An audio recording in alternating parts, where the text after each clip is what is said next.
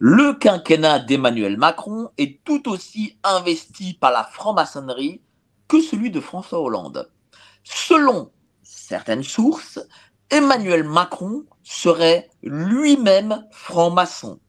Un grand maître italien affirme que notre président de la République est en même temps qu'il préside aux destinées de la France, membre de la franc-maçonnerie. Macron en personne se vante de son appartenance maçonnique dans l'Ur-Loge, Super-Loge, Fraternité Verte et dans la Super-Loge Atlantiste Aletheia. De même, le journaliste Serge Moiti, ancien franc-maçon et professionnel digne de confiance, laisse également entendre qu'Emmanuel Macron serait bien franc-maçon en exprimant que l'arrivée solitaire d'Emmanuel Macron au Louvre est un rite initiatique indispensable. L'élection d'Emmanuel Macron est sans doute le fruit d'une action maçonnique secrète, mais particulièrement efficace. Omniprésents pendant la campagne, les frères ont joué un rôle décisif dans l'accession au pouvoir du président. Alors, il y a deux éléments. Il y a effectivement le « en même temps » sur lequel je vais revenir, mais il y a par exemple une déclaration de Macron candidat à un journaliste qui lui dit est-ce que vous seriez satisfait si telle partie de la population ou telle, je ne sais plus quelle tendance, vous suivez. Et Macron répond, alors je le paraphrase parce que je n'ai pas le texte sous les yeux, mais si tous ceux qui se reconnaissent dans mon projet en leurs grades et qualités veulent me suivre, qu'ils me suivent. Alors, il y a dans cette phrase une expression maçonnique, en leurs grades et qualités. En fait, lorsque vous parlez en loge, c'est un peu comme dans un tribunal, vous ne vous adressez jamais à celui qui est intervenu pour éventuellement le contredire ou compléter ce qu'il a dit, mais, pardon, vous parlez au vénérable maître et vous dites, vénérable maître, et vous tous mes frères et mes sœurs, si vous êtes dans une loge mixte, en vos grades et qualités. Donc c'est une expression typiquement maçonnique que j'ai entendue parfois dans des réunions dans la bouche de personnes qui voulaient se faire reconnaître comme francs-maçons, parce que parfois ça permet d'avoir des accointances. Eh bien là, pour moi, c'est un élément qui permet de se douter que M. Macron est franc-maçon. Après, je n'ai pas de raison non plus de douter de la parole de Joël Magal, qui est le grand maître d'une obédience maçonnique. Alors, le grand maître, pour expliquer à votre public qui est le grand maître d'une obédience, le grand maître d'une obédience maçonnique, c'est un petit peu comme le pape pour la chrétienté, c'est-à-dire c'est le responsable administratif et spirituel, voilà, au plus haut niveau. Donc, Joël Magal qui dit ça, j'ai tendance à le croire. Je reviens au « en même temps ». En fait, la doctrine de M. Macron, c'est celle du « en même temps ». Il faut savoir que la vérité maçonnique, et c'est là l'une des principales différences entre la doctrine catholique et la doctrine maçonnique, c'est le relativisme de la vérité.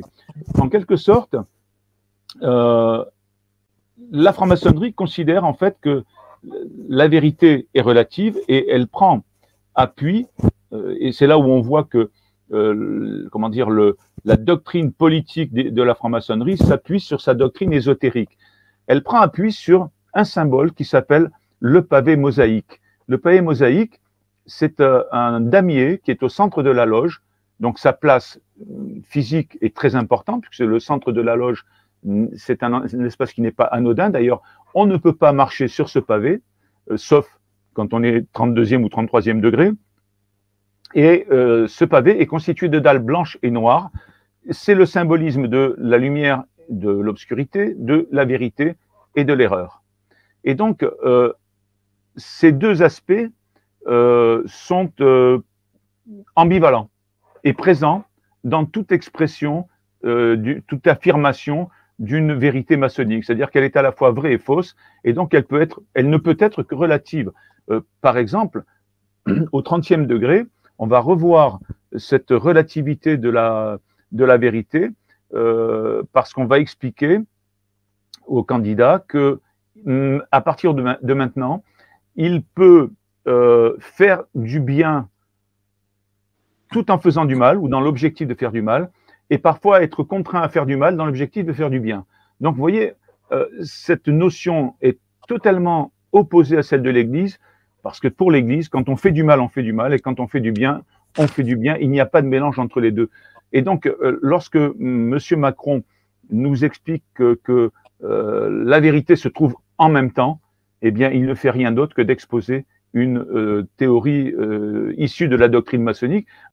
Alors, on va parler aussi de l'aide des loges sur l'élection de Macron.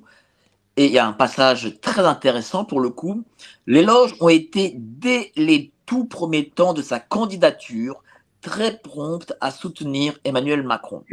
Il est vrai que les francs-maçons étaient parmi les premiers à se mettre en marche. La liste, dit-on, est longue comme le bras. Gérard Collomb, sénateur et maire socialiste, aujourd'hui ministre de l'Intérieur. François Patria, désormais président du groupe En Marche au Sénat.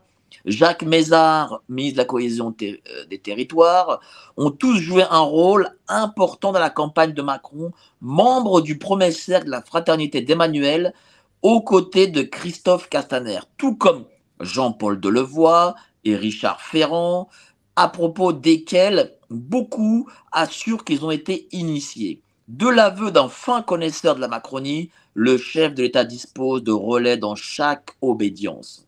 L'Église elle-même s'émeut d'une telle présence maçonnique au sein de l'État français.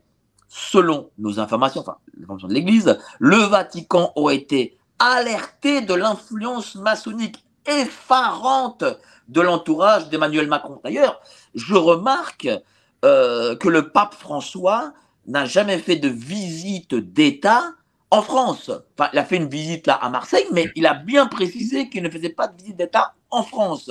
Est-ce que c'est dû à ça? Et deuxième question, est-ce que les loges ont ce pouvoir de faire élire un président de la République? Alors,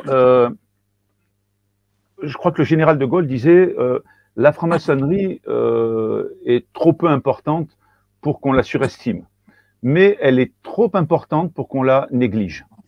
Donc, je citerai également François Hollande, qui nous expliquait que sans l'appui de la franc-maçonnerie, on ne peut pas être élu, notamment président de la République. Si l'on croit, comme c'est mon cas, dans la République, à un moment, il faut passer par la franc-maçonnerie. Alors, ça signifie quoi? Ça veut dire que elles ne sont peut-être pas en capacité d'amener quelqu'un à la présidence de la République, mais elles sont en capacité d'empêcher quelqu'un d'y aller. Je trouve, pour ma part, complètement anormal qu'un groupe de personnes se constitue en fraternelle. Une fraternelle, c'est quoi? C'est un groupement, comment dire, informel de francs-maçons de diverses obédiences, et c'est un groupement encore plus secret que la franc-maçonnerie elle-même. Et il est anormal que des gens se regroupent secrètement pour influer sur un processus démocratique.